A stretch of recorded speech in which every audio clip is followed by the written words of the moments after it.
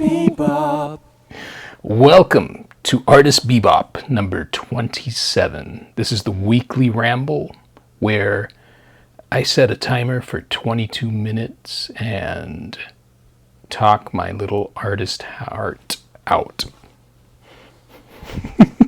And try not to stumble. So let's see. Let's set the timer. 22 minutes. There we go. All right. So I've been so excited to do this. This is the second round of the weekly rambling artist. And I thought about last week was an experiment, or the first one. So I thought about making notes and that type of stuff. I think last week I read something from the daily rambles that I've been doing, which is where I write daily, and then I, thinking about it, I just thought it felt wrong because the studio for me is very much about improv. I come into the studio, and even when it's a pop art, a figurative thing, I don't know exactly how that's going to play out. And that's the excitement of it to me. So, and then even the writing, I don't think of a topic generally. Sometimes something is on my mind during the day and it creeps in, but I like the organic feel of it. And so as far as these rambles, I'm trying not to say so badly. It's something I'm working on. But as far as the weekly rambles, I'd like to do the same. See how long I can hang. So it makes sense. I've always liked improv in general. In college, I did some acting classes, some theater. I had some theater credits, and my favorite parts were when we got to do improv. Yeah, I would have liked to have pursued that, but my parents were really against that in a very passionate way. So it didn't happen, but that's okay. It panned out. I still get to be theatrical. A lot of what I do is theater, with photography especially. I loved creating worlds. That was never about the capture to me. It was about building worlds, and painting is no different.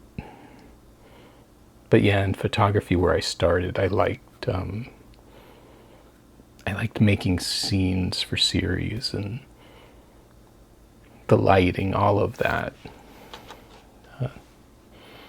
But then that is definitely, that's just there. That's storytelling, which is something I ponder more and more, where that came from. And I've talked about my mom being a big source of that.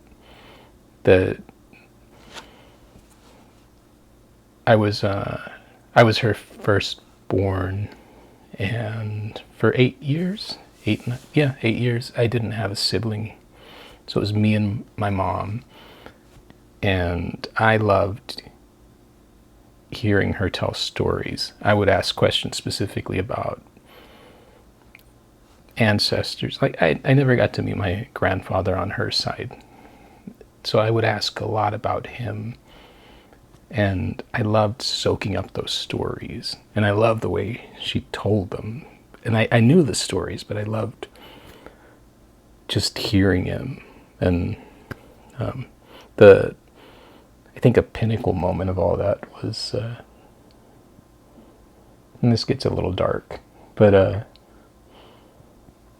so my grandfather, he was murdered. And it happened when she was young. And so I grew up hearing this story. Well, we'll backtrack. And I'll put a caveat here. My ADHD, I'm learning so much about it. So I'm watching myself tell stories and circling. But so, yeah, when I was little, I knew that, there was my grandparents on my dad's side, and then the other side was a mystery. And so I would ask more and more questions. I think I was 6. And I asked her, what about your dad? And I keep asking, and she said, he passed away when I was young. I said, what happened? And she says, well, he was in an accident. And I was like, what kind of accident? She said, it was with an automobile. And I don't know why. Well, you're a kid.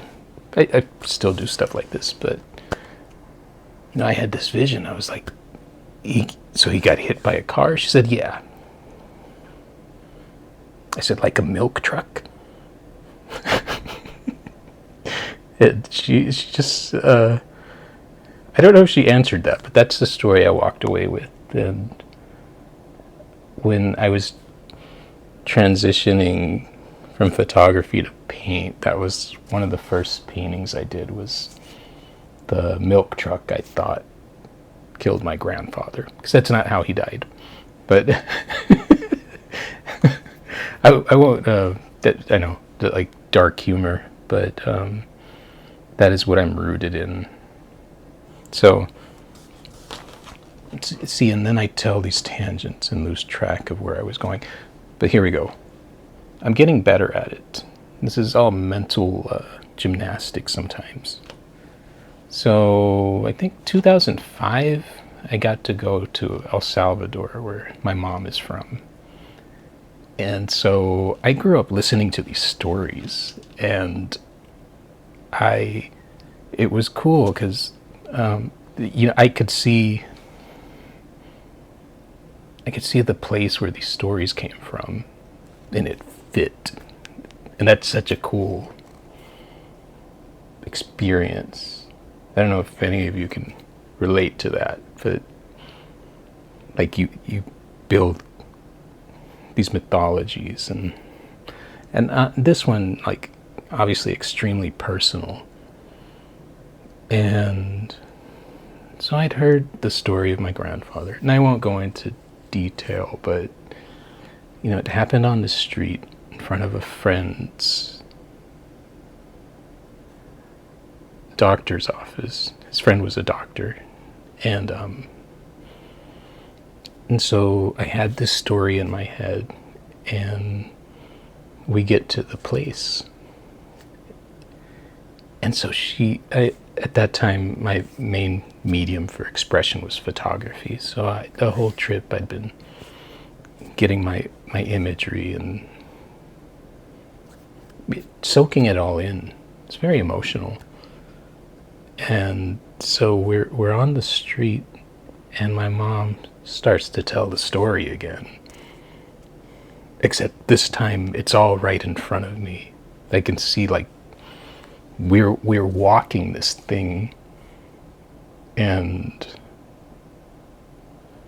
it was neat. That's, pretty deep thing to say, I guess. It was neat. It was more than neat. It was a very special moment, and I love that I got that, and I love that that whole process. Like I said, that's a gift that came from my mom. It was expression. It has its source there, and I'm thankful every day. And as I grow older and I progress in the art and the things that I want to do, I'm even more thankful. But that got kind of gloomy. Redirect. I wrote earlier about AI, I had my friend Jeremy drop by. That was yesterday, so that was cool because I hadn't heard from Jeremy, and being a father alone in a house with kids, I don't get a lot of adult talks. Aside from those of you who DM me, which I savor and I cherish those, and keep those coming. So I'm checking the time there. Sorry. But I wasn't sure if the timer was on. This 22-minute ramble makes me a little skittish on some levels. Like it took me a while to sit here and get adjusted. But I like it. But yeah, so he came over and he brought art supplies, which is one of the greatest types of visits. And we caught up, and it reminded me because we talked about we were talking about marketing and self-promotion, and then I brought up AI and how much of an advantage it is with all of these things. Like, as a small business owner, there's a lot of things like I need to do descriptions, meta tags for my website, and I've been using AI lately to help me with that. It's nice. And he said, "You're the first person I've heard speak positively about this." And I didn't ask him how he felt about it. I think this was at the end of our talk, but it just got my wheels turning on how, yeah, I've definitely seen the negative reactions, but I'm excited. There's apprehension because I do look at moving forward, and it's not like I've never had these conversations or thoughts before. I've talked to other artists about what happens when AI can just replicate what we do by hand. I don't think it's possible that that can't happen. That an AI can, at some point just make a whole lifetime worth of Sergio Santos work. So the question then becomes, what do you do? How do you still remain an artist? To me, it's not about, especially having multiple disciplines. I would say that my first mode of artistic expression was the written word. That's where I was talking about my mom's influence. That's where that all soaked in. I can see it in first grade when you have a picture that you are supposed to draw or you're supposed to write about, and I would just go off. And we had a few assignments, I remember, and I would just make stuff up. A lot of this was supposed to be biographical, and the teachers were amazed at my stories, but they were fiction. My mom would get so mad because she said, you made all that up, and I couldn't help it. It was, I was having fun. It was fun to me, and that was the first, and then that stuck with me. I always drew. She always encouraged me, and I always had that visual thing. And then photography came, and I've woven in and out of that. Photography led to having a little video knowledge. I love making these videos. Whoops. I love making these videos. I think it's fun.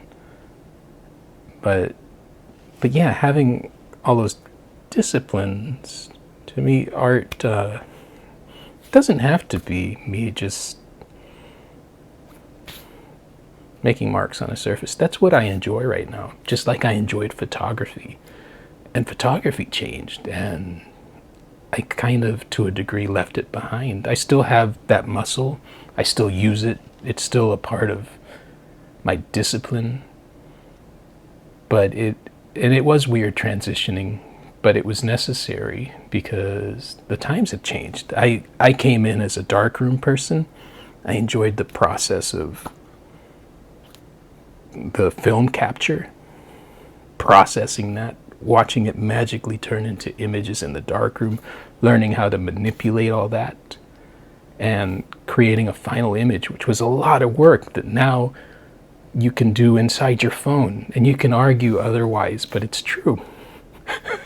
you just, and that technology just keeps increasing, and change comes, and it doesn't care how attached I am to the way I was creating. I could be, but if that time comes, when I think about that, where machines are just outgunning this side of us, then I have to think of another way to express. That's all it is, I think. And so but I don't really have a fear of it, I guess. I don't think AI can do a lot of things, but I'm me. I can always be an artist. So there's that. You know, I can, and that's the plan. I want to, when I kick out of here, I want to go out being an artist. That's okay. So that ramble was weird. So we went from dark to weird to I don't know. What else? What else have I've been thinking about? That's a big one. Because I think that was kind of weird. It's startling to hear Jeremy say that. All right. All right, we got a jump cut there. Like I said, I'm getting my bearings on doing this segment, but one of my mics was powering down. But so I don't know where I left off, but and that throws the ramble into a little bit of chaos. It's all right. We improv. That's what I showed up for.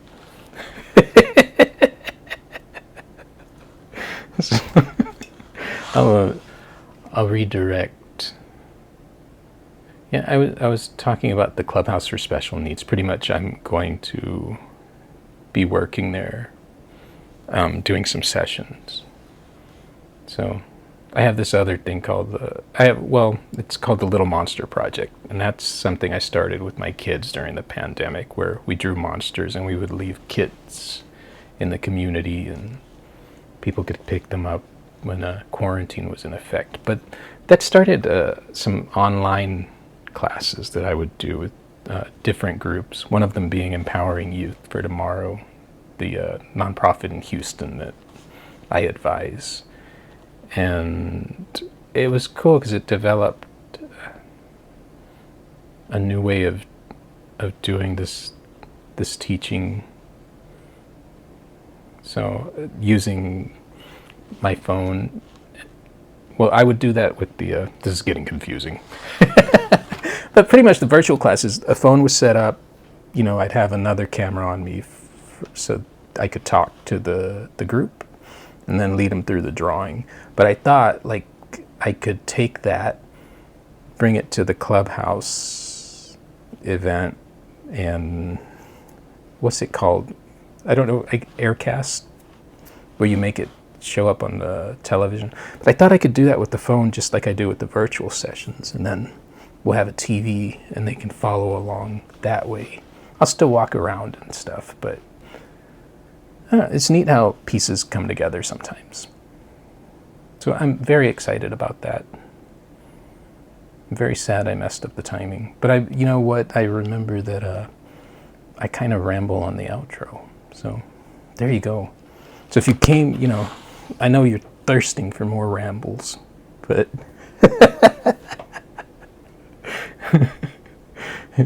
I can feel it. But here we go. I'm going to count down.